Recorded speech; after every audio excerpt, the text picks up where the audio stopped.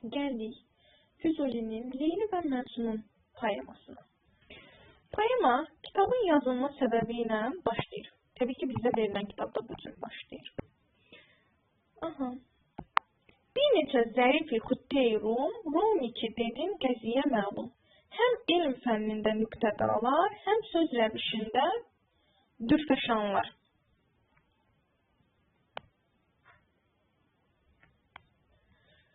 Kim eylər idi həqaiqi raz, Şeyxüddin Əhmədidən ağaz. Baxın indi bu hissə. Rum ölkəsinin bir neçə zərifi mənimlə yoldaş və dilbir idi. Rum ki dedin, məsələ aydındır. Yəni hamısı dəqiqlik axtaran, hər işdə həqiqət axtaran, hər elmdə incə məna bilən, həm də söz danışmaqdan incilər saçan adamlardır. Kimisi Şeyxdən və Əhməddən sirli həqiqətlər danışan, kimi kəlam öyüb, Cəlilini və Nizamini tərif edərdi. Deməli, kimlərin adı çəkilir? Şeyx Əhmədin, Şeyxdən və Əhmədidən, Şeyxdən Əhmədidən, buradakı ü, Şeyx ü əvvəl deməkdir. Şeyxdən və Əhmədidən sirli həqiqətlər danışan, kimisi kəlamı öyüb, Cəlili və Nizamini tərif edərdi. Şimdi keçək bura. Öfsan-ı Cəlili Nizami. Öfsan, yəni öymək mənasında. Bilmişlər idi ki, hüsn-i göftar, qədrim qədərincə məndə həm var. Mən xəstəyi etdilər nişanə, bir rəngülə tiri intiharə. Lütf eylə dedi, ey süxənsənc, faş eylə cəhələ bir niham gənc. Leyli Məcnun əcəmdə çoxdur, ətrafda ol fəsanə yoxdur. Təqrirə gətir bu dastanı, qıl tazə bu əski büstanı. Gəldik bura. Deyir ki, bilirdilər ki, mənim dərin öz dəyərimə görə gözəl şairim var. Deyirlər ki, bilirdilər ki, mənim də öz dəyərimə görə gözəl şairliyim var. Bir nəvilə mən xəstəni imtihan oxuna nişan etdilər.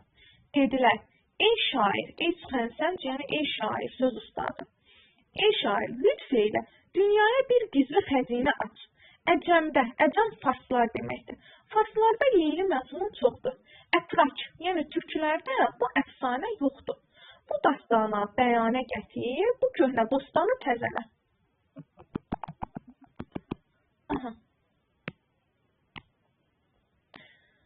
Bildim bu qəziyə imtihandır. Zira ki bu bir bəlayı candır. Sevdası dirazı bəhr-i kütah, məzmuni fəğanı nalə və ah. Bir bəzmi müsibəti bəladır, kim əvvəli qəm, sonu fənadır. Əmma necə etmək olur ikrah, bir vaqiədir ki, düşdü nagah. Düşdü səfərim diyar dərdə, kimdir mənə bu yar səfərdə? Hər kimdə ki vardır istitaət, dərdü qəmi möhnətü qənaət. Oldur bu müsafirətdə yarım, zövq əhlinə yoxdur ehtibarım. Əzm eyləyəlim təənnül etmədən, mənzil kəsəlim təğafil etmən. Ey bəxt, vəfasız olma sən həmrahlıq et bizimlə birdən. Deyir ki, bildim ki bu qəziyə imtihanıdır. Bildim ki, bu deyir bir imtihandır. Çünki bu bir can bəlasıdır. Sevdası uzundur. Bəhri gödəkdir. Yəni Leyli Məcnun əfsanəsi qədim bir tarixə malikdir. Əsərin bəhri qısadır. Yəni həzəc bəhri qısadır o mənadır. Məzmunu fəğandır, ahdır, nalədir. Yəni avlamaqdır da ancaq. Məzmunu budur. Bir bəla müsibət məclisidir ki, əvvəli qəmdir, sonu heçlikdir. Amma deyir necə üz çevirmək olar. Bu bir işdir ki, birdən-birə düşdü. Yenə üzrdən işə girişməyim xoşdur. Bu işdə təvəkkülə üz tutmağım yaxşıdır. Səfərim dərd ölkəsinə düşübdür. Dərd ölkəsi. Bu əsəri yazmalı dərd ölkəsi kimi qiymətləndirir. Bu səfərdə mənə yoldaş kimdir? Hər kimdə ki bacarıq, dərd, qəm, möhnət, qənaət var. Bu səfərdə yoldaşım odur. Amma deyir mənim zövq əhlinə etibarım yoxdur. Deyir gəlin, yola düşək, boyun qaçırmayın. Gəlin mənzil kəsək, xəbərsiz kimi durmayın. Ey bəxt, sən də vəfasız olma. Deməli, kimə vəfasız olmamağı tapşırır? Bəxtinə. Bizimlə bir müddət yoldaşlıq et. Bax, burada deyir ki, burada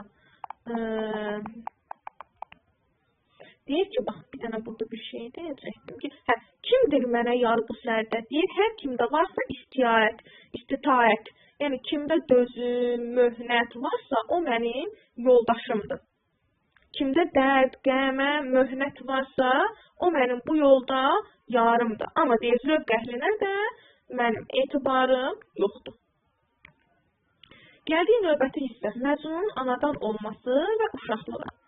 Dehqani həqiqi hekayət.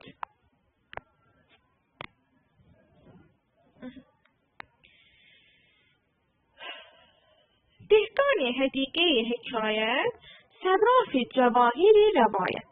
Mən çəmənində gül dikəndə, söz riştəsinə gühər çəkəndə.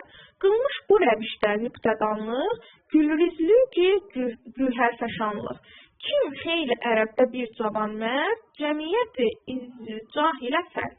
Müctəməyi cümləyi fəzail, bulmuşdur rəyasəti qəbail. Deyir, hekayət baxçasının bağbanı, rəvayət cəvahirinin sərrafı, məna çəmənində gül əkəndə, söz satına inci düzəndə, bu işdə incə bilik göstərmiş, gül satmış, gövhər satmış, belə demişdi. Yəni ki, rəvayəti başlayır danışmağa.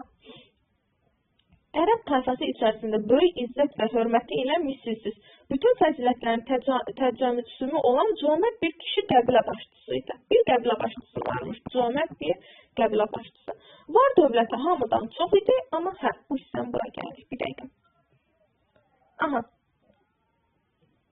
Əmvalı cəmi cinsdən çox, amma bu cahanda varisi yox. Gər qılsa onu tələf həvadis, yox bir xələfi ki, ola varis. Fərzəndsiz Adəmi tələfdir, baqi edən Adəmi xələfdir. Çox nəzirlər etdi hər məzarə, çox qıldı niyaz girdigarə. Təsir qılıb fəqani ahi, övn etdi inayəti ilahi. Deyir ki, deməli, bu adamın deyir ki, bu şəxsin var dövləti hamıdan çox idi. Bu adamın hamıdan var dövləti hamıdan çox idi. Amma deyir ki, onun bir adı neydi? Bir varisi yox idi ki, var dövləti hamıdan çox idi, amma varisi yox idi. Deyir, əgər bir fəlakətdən tərəf olsaydı, onun bir xələfi yox idi ki, onun varisi olsun. Oğulsuz deyir ki, adam tərəf olar. Adamı daima yaşadan oğuldur. Çox məzarlara nəzir edir, Allaha dua edir. Bax, burada deyir ki, oğulsuz adam tərəf olar, adamı daima yaşadan oğuldur. Burada oğula, övlada yüksək dəyər verilməyi, həmçinin İskəndərnamə əsərində də var. Məsələn, orada da deyir ki, dünyada ataya varmıdır gerçək ağıllı oğuldan başqa bir istək? Yəni, insanı yaşadan oğuldur fikrini həm İskəndərnamədə görə bilərik, həm də Leyli Məcnunda görə bilərik. Yəni, övladsız insan heç nədir. Bu mənaya gəlir. Aha, deməli, çox nəzirlər etdi hər məzarə, çox qıldı niyaz girdigarə. Təsir qılıb fəqani ahi, övn etdi inayəti ilahi. Bir gecə açıldı Babi rəhmət, buldu əsəri dua icabət. Bər verdi nihali bağı məqsud, açıldı gülü həqiqə-i cud. Çün vədə ilişdi, doğdu bir ay, xurşid ruhu ilə aləm aray. Şad oldular ondan ata-anə, şükranə verildi çox xəzanə. Ey qissə ədəmdən oldu peyda, bir tifli müzəkkər. Xurşid kimi kəmalə qabil, İsa kimi tifillikdə kamil. Baxırıq bura. Deyir ki, çox məzarlara nəzir niyaz paylayır, Allaha dua edir. Ah bəfəqanı təsir elədi, Allah onun köməyinə yetişdi. Bir gecə mərhəmət qapısı açılır və onun duası qəbul olur. Səxavət bağçasının gülü açılır, niyyət bağının ağacı bar verir. Elə ki, vədə yetişir, günəş üzü ilə dünyanı bəzəyən bir ay doğuldu. Bundan ata-ana şad olurlar, xəzinələr paylayırlar. Bax, xəzinə paylayırlar. Xülasə, yoxluqdan pak bir oğlan uşağı dünyaya gəldi ki, o günəş kimi kamallı idi, İsa kimi körpəlikdən kamil idi. Deməli, kamillikdə günəşə və İsa kimi olmağa bənzədir. Yəni, İsa kimi idi, həm kamillikdə həm günəşə, həm də İsa'ya bənzədilir. Başqa İsa'ya bənzədilmək, deməli, Dəhnamədə, deməli, Səba deyir ki, mən ölmüşlər üçün Məsih təmsiləm. Özünü bu cür adlandırır. Sonra, deməli, burada haradaydı? Ol dem ki, bu xəkidanə düşdü, halını bilib fəğanə düşdü. Halını bilib fəğanə düşdü. Axır günün əvvəl eləyib yad, axıtdı siriş kür, qıldı fəryad. Yəni ki, vücudu dami qəmdir, azadələrin yeri ədəmdir. Hər kim ki, əsir olur bu damə, səbr etsə gərək qəmi müdamə. Olmuşdu zəbani hali güya, söylərdi ki, ey cəfaçı dünya, bildim qəmin sənin çoxdur, qəm çəkməyə bir hərif yoxdur. Gəldim ki, olan qəmin hərifi, gəl təcrübə eylə, mən zəifi. Daya paç qıldı onu qandan, qaldırdı bu tirə xaçdandan. Güslüm verib abi çeşmi tərdən, süd yerinə verdi qan cigərdən. Əqvam-ı qəbaili olub şad, ol növrəsə qeys qoydular ad. Baxırıq. Deməli deyir ki, əvvəlcədən, burada deyir ki, dünyaya gəldiyi andan halını bilib fəğana düşür. Axır gününü əvvəldən yad edib, göz yaşları axıdır fəryad ilə. Yəni, sanki Qeys dünyaya gəlməmişdən əvvəl öz halını hiss eləyir, necə olacağını, sonunu bilir, o cür dünyaya gəlir və daima ağlayır bu uşaq. Yəni ki, varlıq bir qəm tələsidir. Deməli, azadələrin yeri yoxluqdur. Hər kim ki, bu tələyə əsir olur, gərək daim qəmə səbr edir. Elə bir nitqə gəlib deyirdi ki, ey cəfaçı dünya, bildim ki, sənin qəmin çoxdur, qəm çəkməyə bir hərfin yoxdur. Gəldim ki, qəminin dostu olan, gəl mən zəifi sınaqdan keçir. Daya onu qandan təmizləyir, qara torpaqdan qaldırır, duru göz yaşı ilə çimizdirir, süd yerinə ona ciyər qanı verir. Camaat, qəbilər şad olur, körpənin adını Qeys qoyurlar. Can ilə qılırdı daya ezaz, əsbab-ı kəmali tərbiyyət saz. Lakin ol edib həmişə nalə, xoşluq deyildi heç bu halə. Əzasın edib əli ilə əskar, eylərdi müdam nalə rüzar. Bir gün onu gəzdirirdi dayə, dərdini yetirməyə təvaya. Bir evdə məgər ki bir pəribəş, ol tifli dərşi görüb müşəvvəş. Rəhm etdi, əlinə aldı bir dəm, tifl onu görüncə oldu xürrəm. Hüsnünə baxıb qərar tutdu, fəryad-ı fəğanını unutdu.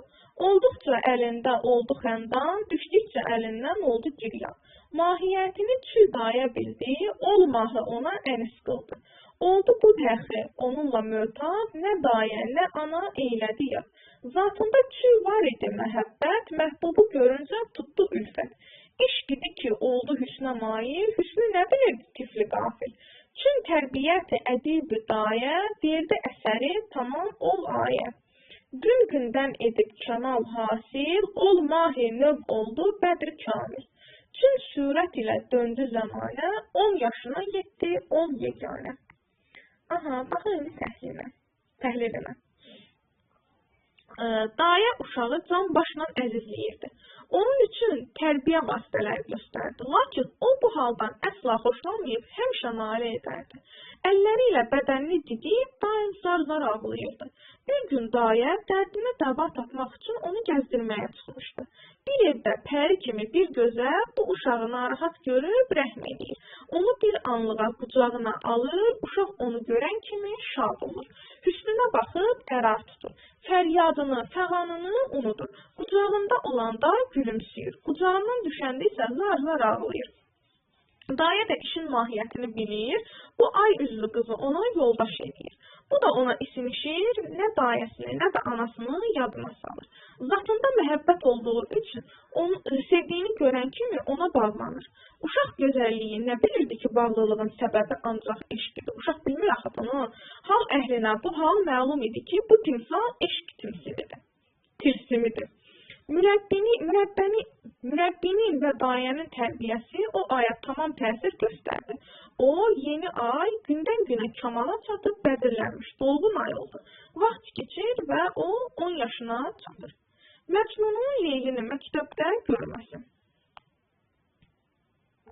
Məktəbdə onunla oldu həmdən bir neçə mələk misal qız həm. Bir səhv qız oturdu, bir səhv oğlan, cəm oldu behişdə hür qılma.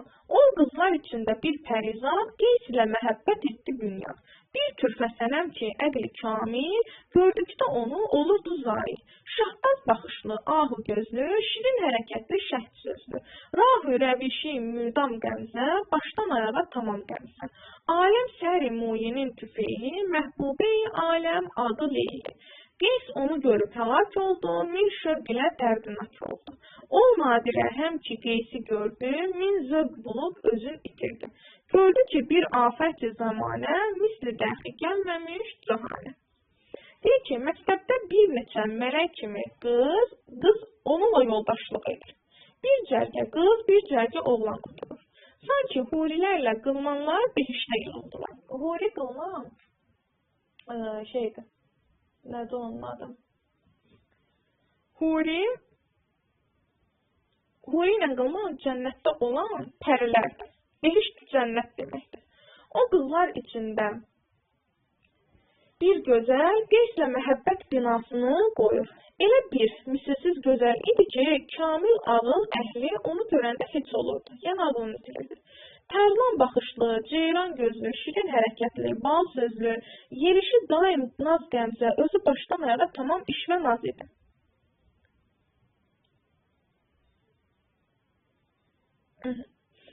Bu xüsusiyyətlər şeyə aiddir. Bax, burada deyir, tərlan baxışlı, ceyran gözlü, şirin hərəkətli, bal sözlü. Bunu Leyliyə aid edirik. Aləm saçlarının ucundan asılı, dünyanın sevimlisi adı Leyli. Fədi adında deyilmiş. Qeys onu görüb həlak olur. Birdən deyərsən ki, tərlan baxışlı oğlana aid olar filan, bilirəm, oğlana aiddir, amma nəsə belə, tərcümədə belə gəlibdir də. Qeys onu görüb həlak olur, min şövqlə dərdə düşür, o misilsiz gözəl də Məcnunu görəndə özünü itirir. Və görür ki, bir zamanə afətidir ki, tay bərabəri dünyaya gəlməmişdir. Gəldik, anasının Leyliyə nəsiyyəti. Dildən dilə düşdü bu fəsanə, faş oldu bu macəra cahanə. Kim Qeys oluban əsiri, Leyli dəxli salmış ona meyli. Tədrici məbadi ilə nagah, Leylinin anası oldu agah. Odlara tutuşdu, yasa batdı, ol qönçə bəhanə dil uzatdı. Yanar od olub çəkib zəbanə, ol gül ruhə dedi yanə. Deyir, bu əfsanə dildən dilə düşdü. Bu əhvalat aləmə yayıldı ki, Qeys Leyliyə aşiq olubdu. Leyli də ona meyil salıbdı deyir. Tədricən Leylinin anası bu işdən xəbər tutur və adlara düşür. Anası yasa batır. O qönçə ağzıya dil uzadır, deyir. Yanar od olur, şöhrələnir, o gül üzlüyə deyir. Keyşux, nədir bu göftüçülər? Qılmaq sənə tənə eyibcülər. Niçin özünə ziyan edirsən? Yaxşı adını yaman edirsən? Niçin sənə tənə edə bədgül? Namusuna layiq işmidir bu? Nazik bədən ilə bəlgi gülsən, əmma nə deyim ki, yüngülsən. Təmkini cünunə qılma təbdil, qızsan, ucuz olma, qədrini bil. Hər surətə əks kimi baxma, hər gördüyünə su kimi axma. Mey gərçi səfa verər dimağa, axdığı üçün düşər ayağa. Sayə kimi hər yerə üz urma, heç kimsə ilə oturma, durma. Sən sadəsən, özgə əhli neyrəng, cəhd eylə, verilməsin sənə rəng. Deyirlər səni eşqə müptəlasan, biganələr ilə aşinasan. Sən qandani eşq zövqü qandan, sən qandani dust şövqü qandan. Oğlan əcəb olmaz olsa aşiq, aşiqli işi qıza nə layiq? Ey iki gözüm yaman olur ar, namusumuzu itirmə zinhar. Biz aləm içində niknamız, mərufi tamamı xasın amız. Neylərsən əgər atan eşitsə, qəhr ilə sənə siyasət etsə. Minbəd gəl eylə tərk məktəb, bil əbcədini həmin cəd əb. Büt kimi bir evdə eylə mənzil, olma dəxi hər yanaya mail. Gərçi adın ola dildə məskur, görmək səni olar qeyri-məqdur. Xoş ol ki, qızı həmişə gizlər, xud gizli gərək həmişə qızlar. Deyir ki, Bu dedikodular nədir? Eyb axtaranlar sənə, yəni ey gözəl, eyb axtaranlar sənə tənə eləməyini istəyirsən, deyir, nə üçün özünə ziyan eləyirsən, nə üçün yaxşı adını yaman eləyirsən, niyə qeybətçilər sənə tənə eləməlidir, bu sənin namusuna layiq işdirmi? Nazik bədən ilə gül yarpaqsan. Deyir, nazik bədəni gül yarpağına bənzəyir. Amma deyir ki, bu bənzərlik də yüngül olmağındandır. Təmkini dəlili ilə dəyişmə, yəni təmkinli ol. Qızsan, ucuz olma, özünün qədrini bil. Hər surətə əks kimi baxma, hər gördüyünə də su kimi axma. Mey deyir, damağa səfa verir, şarab deyir, damağa səfa verir. Amma o qədər axır ki, axdığı üçün də qədəhin dibinə düşür. Kölgə kimi hər yerə baş vurma, heç kimdən oturub durma. Sən sadə bir qızsan deyir, amma özgələr hiləgərdir. Elə ki, sənə söz qoşulmasın. Deyirlər ki, sən eşqə düşmüsən, yadlarla dostluq eləyirsən. Sən hara, eşq zövqü hara? Sən hara, dostluq həvəsi hara? Oğlan aşiq olsa təəccüblü deyil. Aha, deməli həmin dövrdə oğlanın aşiq olmağına pis baxılmırdı. Amma aşiqin işi qıza layiqdirmi? Amma qızın aşiq olmağına pis baxırdılar. Ey iki gözüm, ar yaman olur. Özünü gözlə, namusumuzu əsla itirmə. Biz aləm içində yaxşı ad qoymuşuq. Bütün cəmaat içində tanınırıq. Əgər atan eşidib qəzəblə səni cəzalandırsa, nə edərsən? Bundan sonra məktəbi tərk et. Ata-baban kimi yalnız əbcədini bil. Yəni ibtidai bilikləri bil, az savadlı ol. Üç kimi bir evdə mənzil elə, başqa yerə meyil etmə. Adın dillər əzbəri olsa da səni görməyə qeyri-mümkün olsun. Xoşbəxt o adamdır ki, qızlarını həmişə gizləyir, qızlar həmişə gizli olmalıdır. Bu əsərin izahı. İndi gələk təhlil hissəsinə. Görək nə var. Deyir, məlumdur ki, yaxın şərqdə, xüsusən ərəb şifahi xalq ədəbiyyatında Leyli Məcnunla bağlı geniş yayılmış rəvayətlər var. Hər iki ad şərq aləmində sadiq, aşiq, vəfalı məşuqə kimi rəmzi obrazlar çevrilmişdir. Füzulinin Leyli Məcnun poemasında bir-birinə fərqlənən obrazlar var və baxaq, Məcnun surəti. Məcnun poemanın əsas və mərkəzi surətidir. Əsərin süjet xətti onun doğulmasının təsviri ilə başlayıb ölümü ilə bitir. Məcnunun əsl adı Qeysdir və tanınmış bir varlığı qəbilə başçısının Nəzir Niyazla doğulmuş yeganə övladıdır. Yəni evin bir uşağı olur bu uşaq. Əslində Qeys heç dünyaya gəlməmişdən əvvəl rahat həyata təmin olunmuşdu. Atası qəbilə başçısıydı ona görə. Lakin belə bir rahat həyat ona qismət olmur. Qeysin düşüncə tərzi, həyata, zəmanətin əxlaq və davranış normalarına baxışı fərqlənir. O, cəmiyyətlə müxalif mövqedə, yəni əks mövqedə dayanır.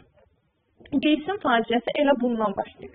Aha, deməli Qeysin faciəsi nə ilə başlayır? Qeysin faciəsi Leylini sevməklə başlamır. Qeysin faciəsi cəmiyyətlə əks mövqedə dayanması ilə başlayır. Ətrafındakılar, hətta ata-anası da Qeysin mənəvi azadlıq istədiyini anlamır. Leylini dəlicəsinə sevdiyi üçün cəmiyyət tərəfindən Məcnun, yəni dəli kimi qəbul edilir. Leylini çox sevdiyi üçün. Hətta deyir ki, onu ata-anası da onun mənəvi azadlıq istədiyini anlamır. Və Məcnun kimi qəbul edilir. Cəmiyyət tərəfindən bu cür qarşılanan Qeys rahatlığı təbiətin qoynunda tapır, səhraya üst tutur. Gəldik Leyli surətinə. Poemanın ikinci baş qəhrəmanı Leylidir. O, varlı bir qəbilə başçısının qızıdır. Deməli, Leyli də varlı qəbilə başçısının övladıdır, Məcnun da. Leylinin həyatı, düşdüyü vəziyyət Məcnundan da dözülməzdir. Yəni, ən ağır vəziyyəti Leyli çəkir. Əgər Məcnun cəmiyyətdəki çürük adət-ənənələrə etiraz əlaməti olaraq öz hisslərini aşkar etiraf edə bilirdisə, Leyli belə bir imkandan məhrumdur. Yəni, Məcnun etiraz edə bilirdi, amma Leyli bunlardan məhrum idi. Leyli heç nəyə etiraz edə bilmirdi. Rəfiqələrindən fərqli idi ki, Leyli sevib sevilməyə, azad sevgiyə münasibəti sərbəstdir. Lakin onun yaşadığı mühit, zəmanə belə bir sərbəstliyi qəbul eləmirdi. Bunu şərəfə ləkə, namusa zidd bir hərəkət sayırdı. Öz abrı və həyatı ilə seçilən Leyli arzu istəklərini heç kimə, hətta anasına da demir, ondan da gizlədir deməli. Leyli hamıdan sevgisini gizlədir. Hər şeyi gizlədir, arzusunu, istəyini. Bilir ki, onu başa düşən olmayacaq. Füzuli Leylinin insan şəxsiyyətini sıxan, əzən cəmiyyətə qarşı etirazını çox vaxt olay yoluna verir. Məsələn, onun ayla, şamla, buludla, pərvanə ilə söhbətləri gəlin aparılarkən özü ilə dəvə arasında bir uyğunluq görməsi belə dolayı məqamlardandır. Leyli Şama deyir ki, Leyli Şama deyir. Sənə rəhmim gəlib dərdimi demək istəmirəm. Çünki eşitsən bir anın içində əriyib qurtararsan. Pərvanəyə isə deyir ki, sən heç olmasa son anda öz sevdiyinlə qovuşursan. Bir yerdə yanıb külə dönürsüz. Çıraq isə yalnız gecələr yanır. Leyli isə gecə də yanır, gündüz də yanır. Gündüz də yanır. Dərdimi bircə deyilsə dedim, o da eşidəndə dağa daşa düşdü. Leyli ağır sınaqlara, əzab əziyyətlərə məruz qalsa da, zəmanəsinin köləliyini əsas tutan əxlaq və davranış normalarına zahirən tabe olur. Yəni, xaricidən tabe kimi görünür. O, ixtiyarsız, hüquqsuz olduğunu başa düşür. Amma bunu açıq etirazını bildirməyi bacarmır. Leylinin bu etirazları onu vəfasızlıqda qınayan, qeysə cavabında daha aşkar və bimənalıdır.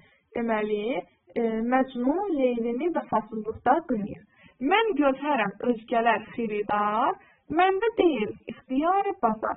Dövran ki, məni məzadə saldı, bilməm kim idi, satan kim aldı. Leyli gövhər, yəni xəzinədir, gövhər xəzinə olmalı. Özgələr isə alıcıdır. Özgələr isə alıcıdırlar. Yəni, Leyli qiymətli bir daşqaşdır, yəni xəzinədir.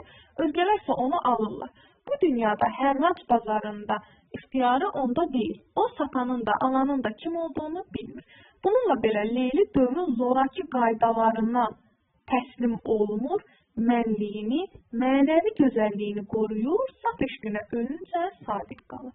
Beləliklə, Füzuli bəzən dolayı, bəzən də açıq ifşa, ittiham üsulları ilə çox təbii yolla Leylinin yaşadığı cəmiyyətə, mühitə qarşı etirazlarını əyaniləşdirir. İbn Səlamın ölümündən sonra atası evinə qayıdarkən Leyli səhrada Məcnunla rastlaşır. Lakin Məcnun onu tanımır və qəbul etmir. Öz aşiqi Məcnun tərəfindən rədd edilən Leylinin yeganə çıxış yolu ölümdür. Demək, Məcnun tərəfindən rədd edilir. Şair Leylinin ölümünü təsvir etmək üçün payız fəslini seçir. Əsərin canlı və həyati səhnələrindən biri də Leylinin ölməzdən əvvəl anasına vəsiyyəti və anasının onun məzarı üstündə göz yaşı tökməsidir. Füzuli Məcnun və Leyli surətləri ilə insan arzularına zidd olan cəmiyyətdə ağıllı, nəcib insanların faydasını göstərsə də, nə vaxtsa belə insanların xoşbəxt ola biləcəyinə, cəmiyyətin sözünü məhz onların deyəcəyinə inamını da ifadə etmişdir. Köməkçi surətlər. Poemada bir sıra köməkçi surətlər var. Leylinin ata-anası, İbn Səlam. Bu arada köməkçi surətlər kiməsə kömək edən surətlər deyil. Sadəcə olaraq əsərdə 3-cü planda, 4-cü planda qalan obrazlardır. Zeyd, Nofər, Bel obrazlardandır. Bu obrazların heç biri mənfi planda verilməyib. Əksinə, onların hamısının qəhrəmanların xoşbəxtliyi üçün xoş məramları ifadə olunmuşdur. Onlar hər şey... İndi məsələn, düşünərsən ki, Leylinin ata-anası bunların necə xoşbəxt olmağını istəyirdi ki, Leylinin ata-anası deməyirdi ki, Məcnunla Leyli xoşbəxt olsun və yaxud da ki, bədbəxt olsun da, belə bir şey yoxdur. Məcnunun öz ata-anası, Leylinin də öz ata-anası istəyirdi ki, öz övladları xoşbəxt olsunlar. Hətta müəyyən müddətdən sonra Leylinin atası da, anası da müəyyən mənada biraz yola gəlir, deyir ki, eybi yoxdur, Məcnun qoy getsin Kəbəyə, orada bu eşq əzabından qurtulsun, eşq xəstəliyindən qurtulsun. Gəlsin, eybi yoxdur, mən qızımı ona verərəm, amma tək qoy xoşbəxt olsun bunlar. Yəni ona görə də onlar mənfi deyirlər, sadəcə onlar dövrün tələblərinə uyğun yaşayırlar. Onlar hər şeyə qanuna uyğun bir hal kimi baxır, dövrün adət-ənənələrinə kör-körənə əməl etməyə vacib sayırlar. Müstəqil düşüncə, fərqli davranış, şəxsiyyət azadlığı onların həyata baxışlarında yer almır. Hər şey adət-ənənəyə dövrün qayda qanunlarına uyğun olmalıdır. Əsərdə bu obrazların hər birinin özünə məxsus taleyi qələmə alınıb. Məcnunu dərin məhəbbətlə sevən atası onu anlamır. Onun məhəbbətinə dəyər verə bilmir. Çıxış yolunu, yeganə oğlunun xəstəliyinə çarə axtarmaqda görür. Məcnun Leyliyə aşiq olduğunu eşidən anası oğlunu bu yoldan çəkindirməyə çalışır. Çünki bu ailəsi üçün el içində böyük xəcalətdir. Leylinin anası qızının Məcnuna olan məhəbbəti ilə bağlı yayılan xəbəri qorxu təlaş içində qarşılayır. Buna yaş tutan ana ailənin namusuna ləkə gələcəyindən qorxuya düşür. Bu baxımdan anasının Leyliyə olan nəsihətində aşağıdakı beytlər diqqəti çəkir.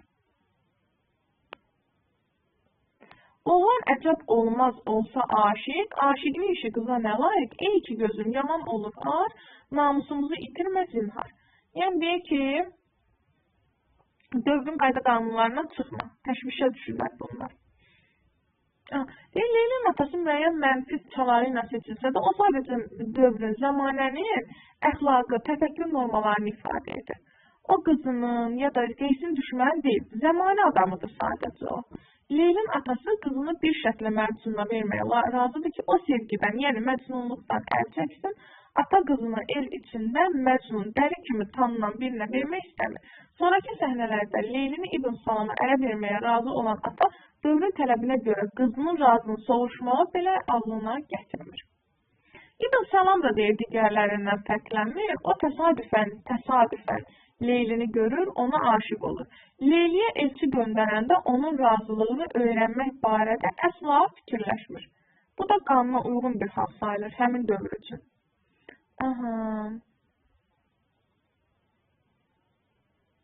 Şair Leyli və Məcnunların faciəsində zəmanə və cəmiyyəti günahkar bilir.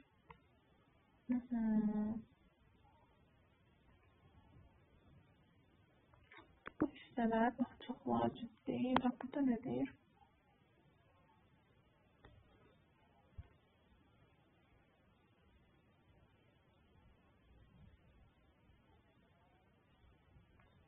Bir də burada deyir ki, Əruzda yazılıbdır, Həzəc bəhrində yazılıbdır. Və Həzəcin bu növü Leyli Məcnun Həzəc adlanır.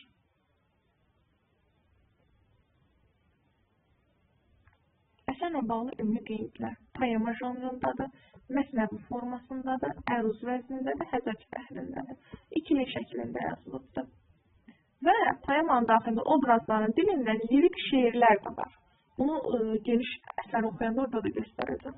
Mövzusu məhəbbət mövzusudur. Dövrdəki əxlaqi ictimai vəziyyətdə fikir bildirilir. Müəyyən mənada qadın azadlığı mövzusu da var. Müəllif bəxtə müraciət edib vəfasız olmamağa çağırır. Əsər yazanda zövq əhlinə etibar etmədiyini deyir. Poemanın yazma təklifini bunun zərflərindən alır.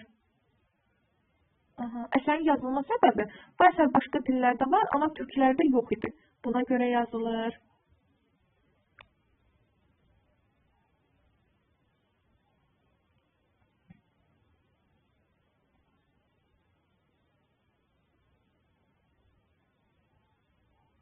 Poema ana dilində yazılıbdır. Bax, deyir, əsərin dili, vəzni, bəhri mənə candan usandığına eynidir. Rum zərfləri sözdən dərin, incə məna çıxaran adam kimi təsvir olunubdur. Leyli Məcnun ədəbiyyatımızda ilk dəfə nizami işləyibdir. Füzuli isə ilk dəfə ana dilində yazıbdır. Əsərdə dünyaya gəlmədən rahat həyatı təmin edilən obraz Məcnundur. Məcnunun adı Qeysdir. Qeys cəmiyyətə müxalif mövqedə, yəni əks mövqedə durur. Və faciəsi də buradan başlayır elə onun. Leyli ilə müqayisədə Məcnun daha sərbəstdir. Düşüncə tərzi, həyata baxışı, əxlaqı tamamilə fərqlidir. İnsanlar arasında pisliyin çox olduğunu deyib təbiətə üst tutur. Cəmiyyətə əks mövqedə durur. Valideynləri onun mənəvi azadlığını anlamır, amma ona yardım eləmək istəyirlər. Sevdaya düşdüyü üçün cəmiyyət onu Məcnun dəli kimi qəbul edir. Məcnun Leylini məktəbdə görür və orada eşqə düşməsi 10 yaşından sonra olur. Leyli rəfiqələrindən fərqlənir, onlar kimi düşünmür, sevilmək onun üçün dəhşətli görünmür, abırlıdır, həyalıdır, arzu istəyini heç kimə demir, anasına da demir, o dövrün zoraki feodal qaydalarına təslim olmur, mənəvi gözəlliyini qoruyur, saf eşqinə sadiq qalır, ixtiyarsız, hüquqsuz idi, ağır sınaqlara, əzab əziyyətlərə məruz qalır və o bu qanunlara zahirən tabe olur.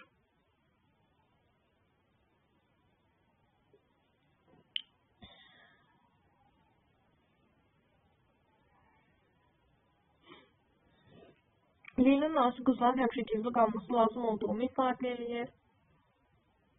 Leyli demir ki, mən məktəbdən çıxmaq istəyirəm. Anası onu məktəbdən çıxarır.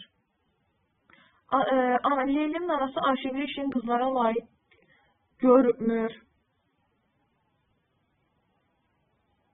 Yəni, layiq görmür də, nalayiqdir deyir. Anası qızın gözəlliyindən danışır, amma Leylinin İngil olduğunu da deyir. Leylinin anası qızı ilə bağlı yayılan xəbəri qorxu ilə, dəhşətlə qarşılayır. Yas içində olur ana. Bu düşünür ki, namusuna ləkə gələcək.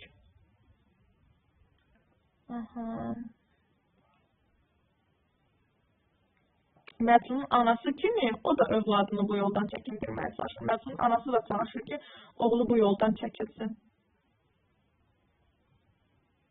Leylinin əlindən şəxsiyyət azadlığı, sevgi azadlığı, təhsil hüququ alınır.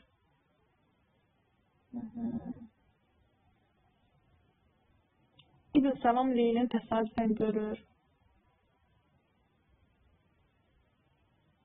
Məcnun atası övladını sevir, amma anlamır. Məcnun atasının varisi olmur. Bununla da Leyli Məcnun yekunlaşır.